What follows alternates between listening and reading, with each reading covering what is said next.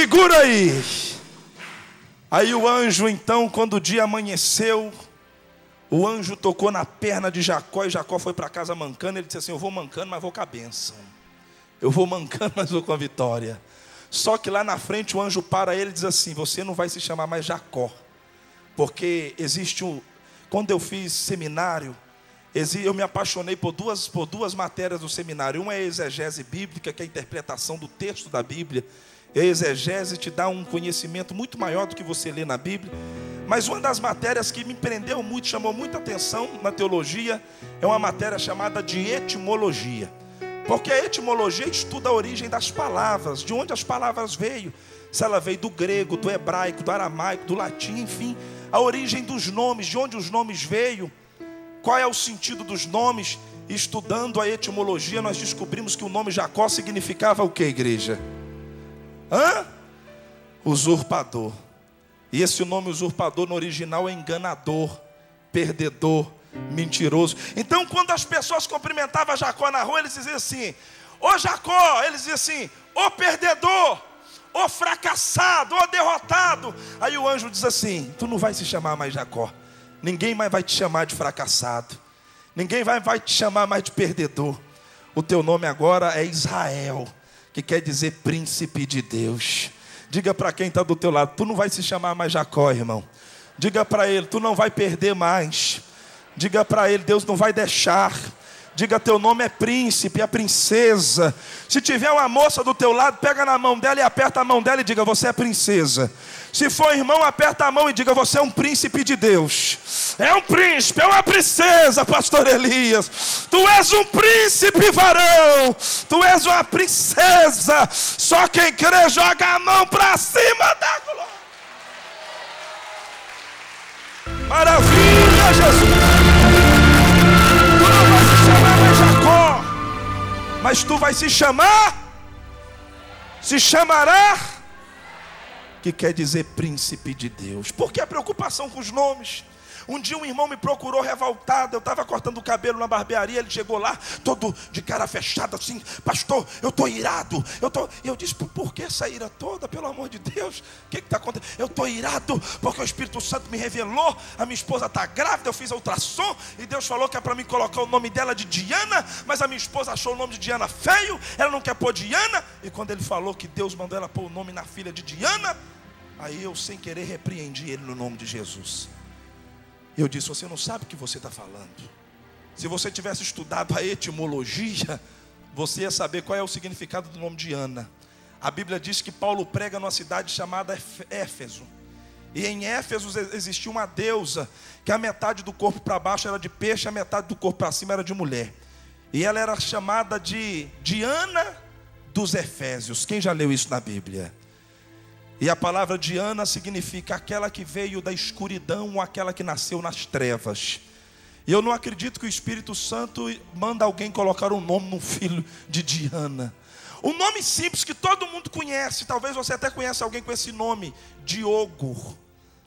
Conhece? Ô Diogo, ainda bem que você é crente, viu?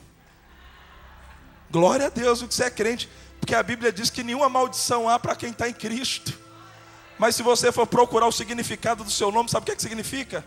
Em latim, filho do demônio. E você já sabia, né, Diogo? Já sabia disso?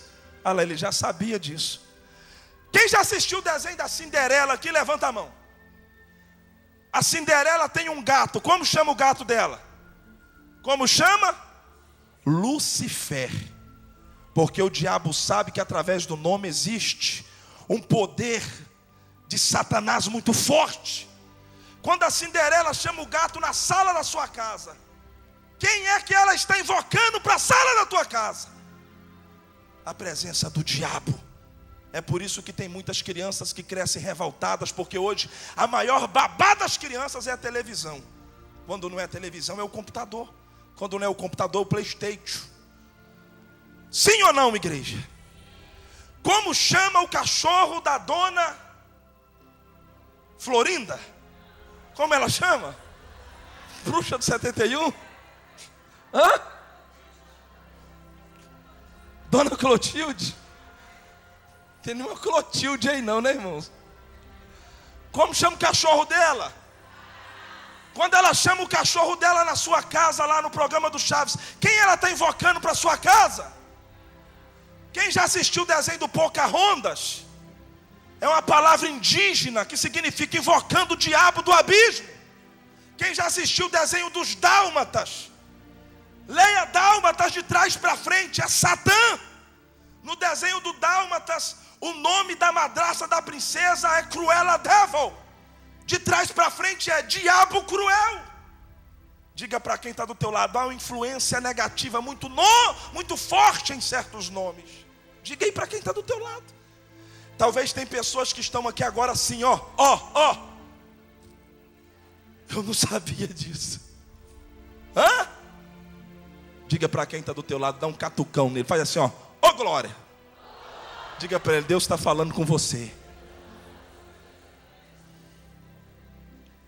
Davi colocou esse nome nos seus 3 filhos com um propósito.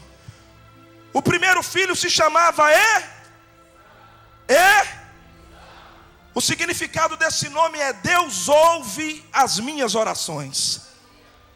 E eu aprendo a lição tremenda. Um dia uma irmã deu um testemunho na igreja que eu fiquei impressionado. Ela chegou no culto e ela disse assim: pastor, ora pela minha neta. Ela tem 12 anos, está desenganada pelos médicos, ela está com meningite. E o médico deu para ela poucos dias de vida. Eu fui missionário no interior. E é muito difícil a vida no interior. Durante 6 anos. E eu disse para ela assim, ó, vamos fazer o seguinte, a senhora vai orar. E a senhora vai para o cantinho ali, vai conversar com Jesus como se ele fosse uma pessoa que estivesse ali do seu lado te ouvindo. Fala com ele como se ele fosse o seu melhor amigo. E ele é, diga comigo, Jesus é o amigo certo nas horas incertas. Não existe hora do dia nem da noite para ele te atender. Todo momento ele está contigo, na alegria e na tristeza. Quando você está rico e quando você não tem um centavo. Quando você está alegre com um sorriso nas orelhas, aquele sorriso colgate bonito. Mas quando você está chorando de tristeza, ele está dizendo, não temas porque eu sou contigo. Se você passar pelo fogo, a chama não te queima. Se você passar pelas águas, elas não te submergirão. Porque eu sou teu Deus, não temas, eu te tomo pela tua mão direita. E te digo, eu te esforço e te ajudo. Porque eu sou o Senhor, toma posse desta palavra, igreja. Eles ama, Deus ouve minha oração. Eles ama, Deus ouve a oração da igreja. A irmã foi para lá e olha a oração da irmã. Senhor, eu moro na roça. E para o senhor chegar na minha... Olha a oração dela. E para o senhor chegar na minha casa, o senhor tem que pegar essa estradinha aqui de terra. No final dela tem uma porteira. O senhor pode passar, deixa a porteira aberta, porque quando eu passar eu fecho. O senhor vai pegar a rua direta e lá na frente, o senhor vira assim à direita. E aí tem um camisinho, no final do camisinho o senhor vai deparar com a cerquinha, com o portãozinho. Abre o portãozinho, deixa aberto, quando eu passar eu fecho. Aí ela disse assim, Jesus, o meu marido trabalha na roça, é longe, chega tarde. E eu deixo a chave num jarro de planta que fica do lado da porta. O senhor pega a chave e abre a porta. Pode deixar a porta aberta, quando eu chegar eu fecho. Entra a minha neta. Ela está lá no quarto, entre a vida e a morte, mais morta do que viva. Vai lá e cura a minha filha, Jesus, é minha neta, cura ela. Aí um presbítero da minha igreja, pastor auxiliar, ele me deu um catucão e ele disse assim, pastor, olha a oração dessa mulher, vê se Deus vai ouvir isso, olha só. Irmão, eu aprendi uma coisa, Deus não quer palavra bonita, Deus quer palavra sincera. Deus não quer oração bonita, Deus quer oração que saia do coração, irmão. E aí eu tinha um fusquinha amarelo, irmão, que ele não abria a porta. Quando eu era convidado para pregar, ele agarrou a porta, porque eu morei num litoral e por causa da maresia, da água do mar muito salgada, e ele apodreceu muito, a porta agarrou. E quando eu ia para o culto, eu deixava ele em 2 quarteirão antes de chegar na igreja, que eu tinha que sair pela janela. E eu saía pela janela do Fusca, para os irmãos não ver, parava lá do outro lado e saía pela janela, aquela benção atribulada, aquela tribulação abençoada. E eu levantava assim o vidrinho do Fusca e eu pedi para a irmã e com muito custo, pá, conseguimos quebrar a porta, abrimos a porta, fomos sem porta. Eu falei para o Orival assim: vamos levar ela em casa. Já velhinha, fomos levar a irmã em casa. Quando chegamos lá na porteira, irmão, a porteira estava aberta até o canto.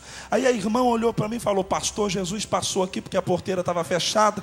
Só que o irmão Orival que estava comigo era meio incrédulo. Ele falou assim: pastor, e se alguém tiver passado aqui, tiver deixado a porteira aberta? Eu disse assim: cala sua boca, não atrapalha a bênção da irmã não. E aí nós continuamos andando, irmão, continuamos andando. Quando chegamos na cerquinha, irmão, no portãozinho, estava escancarado até no canto. Irmão, eu arrepiei todo. Se eu tivesse de chapéu, o chapéu tinha ficado na ponta dos cabelos. Aí a irmã deu um grito e começou a dar glória e falou assim: pastor, Jesus passou aqui mesmo. E nós fomos entrando, deparei o Fusquinha, saí do Fusquinha, a irmã saiu, o irmão pastor Orival saiu comigo. E nós chegamos, quando chegamos na porta da casa da irmã, a porta estava aberta até no canto, irmão, arrepiei do todo. O Orival começou a chorar, a irmã começou a chorar, entrou para dentro daquela casa chorando, gritando, dando glória a Deus. Quando ela entrou dentro do quarto, eu entrei atrás, o Orival veio também. E quando chegamos lá, a menina estava sentada na cama, com a boneca na mão, um pente penteando o cabelo da boneca.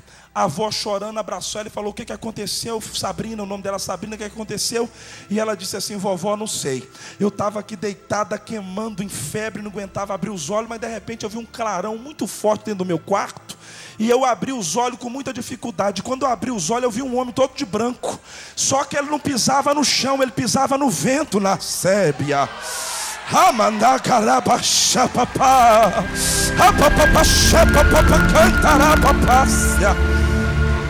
glória a Deus, oh, glória a Deus, aleluia.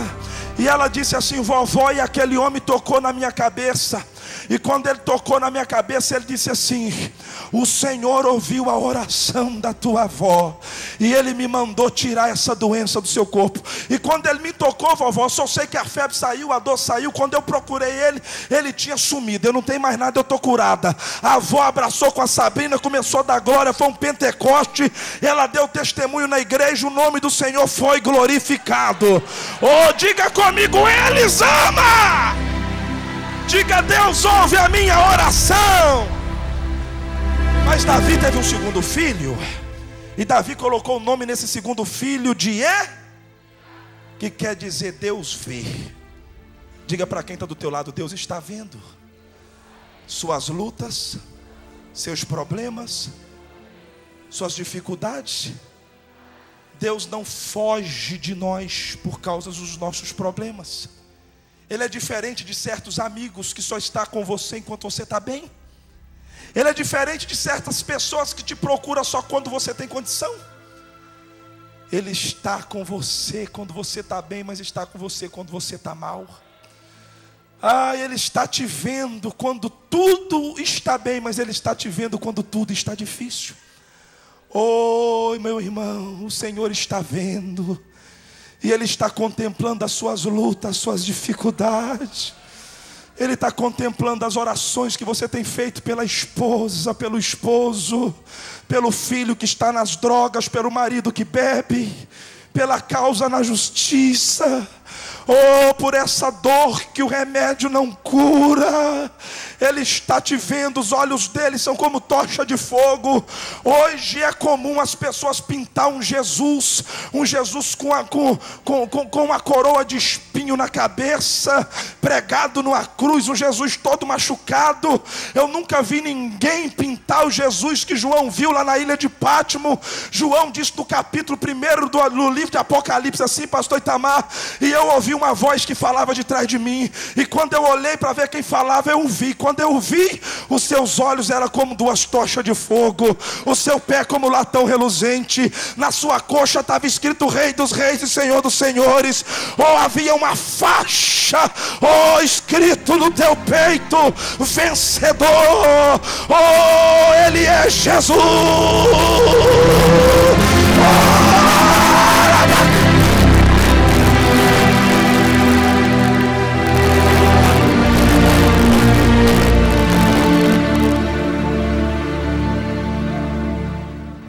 Ele está vendo. Diga: Ele vê tudo que você faz de bom, e Ele vê as coisas ruins. Eu ouvi um testemunho de um irmão que um dia ele pulou no quintal do vizinho para pegar milho. E os pés dos milho do vizinho estavam bonitos. E aí ele disse assim, eu vou passar a mão nos milho desse. E quando foi na madrugada, o irmão pulou a cerca. E ele começou a arrancar milho e colocar no saco. Aí de repente o filho dele começou a chorar. E aí o pai preocupado, menino, o que você está chorando? Tem formiga te mordendo? Não, pai, é porque eu estou olhando ali no escuro, estou vendo um zoião me olhando, tem um olhão olhando para mim. Aí quando o pai olhou, começou a chorar, virou o saco de cabeça para baixo, deixou os milho tudo lá, pulou a cerca de novo e disse, aquilo é no olho de Deus, meu filho, aquilo é no olho de Deus. Olha para aqui, diga para quem está do teu lado, Deus está vendo, hein? Deus está vendo, Deus está vendo. Vamos aplaudir ao Senhor, meus irmãos. Oh, Deus está contemplando a igreja. Mas Davi teve um terceiro filho, que se chamava Elifelete. Diga que quer dizer Deus faz. Deus faz. Ele é o mesmo de ontem, o mesmo hoje, será o mesmo eternamente. Diga comigo, Salmo 126, versículo 3. Grandes coisas fez o Senhor por nós, por isso estamos alegres.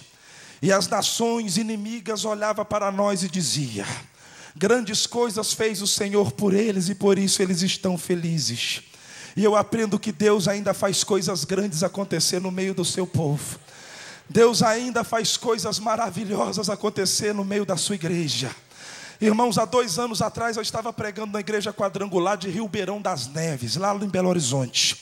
Uma multidão muito grande no congresso, e na hora de eu orar por cura, o Espírito Santo falou comigo assim, eu vou tocar e vou curar muita gente agora, eu vou fazer milagres acontecer aqui. E naquela hora que Deus me deu aquela visão, eu falei aquilo para a igreja, olha, Deus vai fazer milagre acontecer aqui. No meio da igreja, caiu uma mulher na hora que eu disse isso. Na hora que eu falei que Deus ia fazer milagre acontecer, teve uma mulher que parece que virou um pedaço de pau. Ela caiu durinha, fez assim, ó, pá! E ficou dura no meio da igreja caída. E aí eu orando para a igreja, todo mundo glorificando, dando glória a Deus, dando aleluia, a mulher caída lá. Irmão, foi uma coisa tremenda. Acabou o culto, nós pregamos, oramos para todo mundo, a mulher acordou, voltou. No outro dia ela pediu para dar um testemunho. Aí eu dei o microfone para ela e ela falou, pastor, ontem quando o senhor orou e falou que Deus ia fazer acontecer milagre no meio da igreja, eu pensei assim, meu Deus, mas tem tanta gente aqui, será que Deus vai fazer acontecer alguma coisa comigo? Tem tanta gente aqui para Deus fazer coisa na vida desse também? E ela falou assim, pastor, eu estava desenganada pelos médicos, eu tinha 12 tumores no meu corpo. Só no meu seio esquerdo tinha 12 câncer, 12 nódulos, 12 tumores. Eu tinha tumores no útero, o fígado estava comprometido, o meu cabelo já estava todo caindo, pastor. E eu saí daquele culto, depois que caí, fui para casa. No outro dia, quando eu acordei, eu olhei que o inchaço dos seios havia desaparecido. Eu não tinha mais dor na barriga. Eu me levantei, parecia que eu era uma outra mulher. E eu procurei o caroço dos seios, procurei a dor na barriga, eu procurei os tumores, eu vi que não achei. Então eu corri para o banheiro, arranquei a roupa toda e fiquei diante do espelho. E quando eu comecei a examinar a mama, os seios, eu comecei a ver marca de cirurgias. Eu comecei a procurar os tumores, eles haviam desaparecido.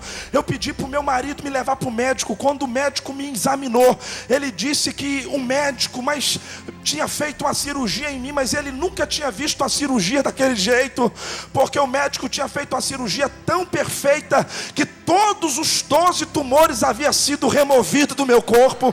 Oh pastor, eu estou curada. Oh, eu estou curada. Deus fez milagre na minha vida. Querida, eu quero que você creia e tome posse da sua palavra. Deus não mudou.